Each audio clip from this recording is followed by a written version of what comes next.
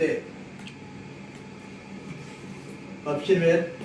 Burada bir de uşaqlar yadınızda saxlayın. Şərt bağlayıcıları olan cümlənin sonunda vergül qoyulur. Bax, şərt bağlayıcı buradadır. İki komponentin ortasında vergül qoyulur. Bunun yanında vergül qoyulmur. Bax, burada vergül qoyulur. Fikir versiniz. Ondan sonra güzəşt bağlayıcısı. Uşaqlar, buradan C yazıram. Bir dənə güzəşt bağlayıcısı var. Bu levəli saç var.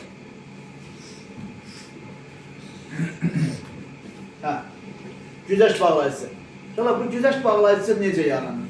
Güzəşt bağlayıcısı ilə tabeli mürəkkəb cümlə necə yaranır? Baxın, biz bayaq yadınızdadır tabirsiz mürəkkəb cümlələrdə qarşılaşdırma əlaqəli tabirsiz mürəkkəb cümlə işlətdik ya. Qarşılaşdırma əlaqəli tabirsiz mürəkkəb cümlə. Amma, ancaq, lakin bağlayıcılarıyla, fəqət isə bağlayıcılarıyla.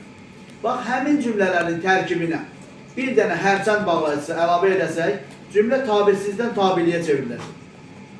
Hətta xəbərinin biri təsdiqdə, biri inkarda olan həmziz xəbərli sadə cümlə var.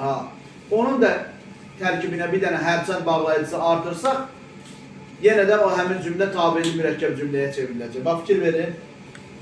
Deyirəm ki, hərçənd çox oxudum,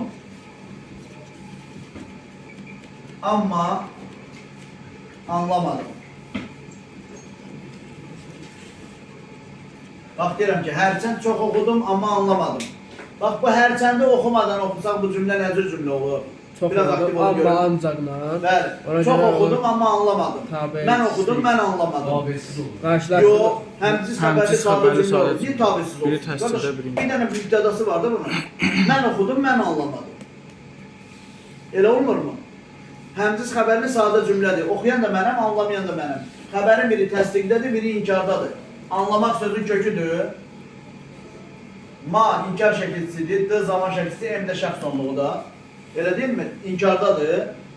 Oxu sözün kökü, D zaman şəkilçisi, M də şəxs sonluğu. Mən oxudum, mən anlamadım.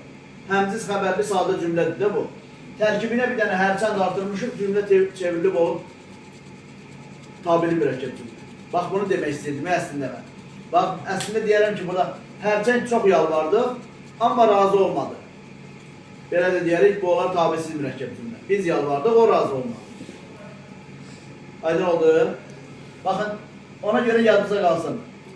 Harada güzəşt bağlayıcısı, hərçənd bağlayıcısı varsa, həmin cümlənin tərkibində tabisizlik bağlayıcısı da ola bilər. Qarşılaşdırma bağlayıcısı. Söz yox ki, biz müxtəlif cümlələrin içində, eyni cümlənin içində həm tabililik, həm tabisizlik bağlayıcıları işlədə bilərik.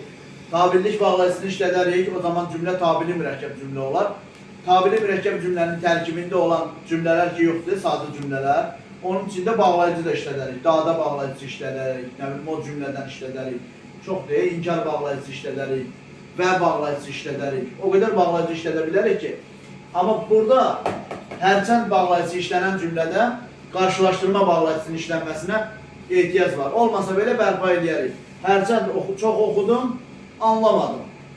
Anlamadım yazarıq, istəsək, amma ancaq lakin bağlayıcısını ora bərpa edib tabililik bağlayıcısının bir yerdə işlədərik. Canlar, bura qədər olan hissəni bir dənə silim, çünki iki bağlayıcısını izah edəndə bizə daha çox yer lazım olacaq. Bax, hələ ki, baş və budaq cümləni bir-birinə bağlayan vasitələrdən birincisindən danışırıq. Tabililik bağlayıcılarından danışırıq. Birazdan digər bağlayıcı vasitələrdən danışacağıq. Canlar, D variantı, yəni aydınlaşdırma bağlayıcısı.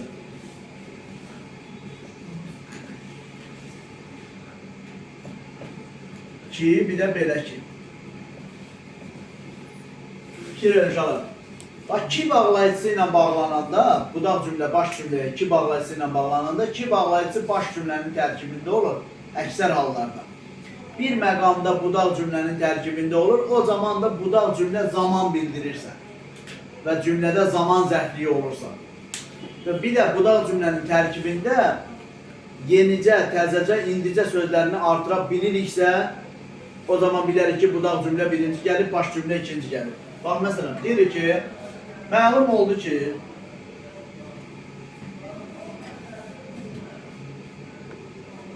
Məsələn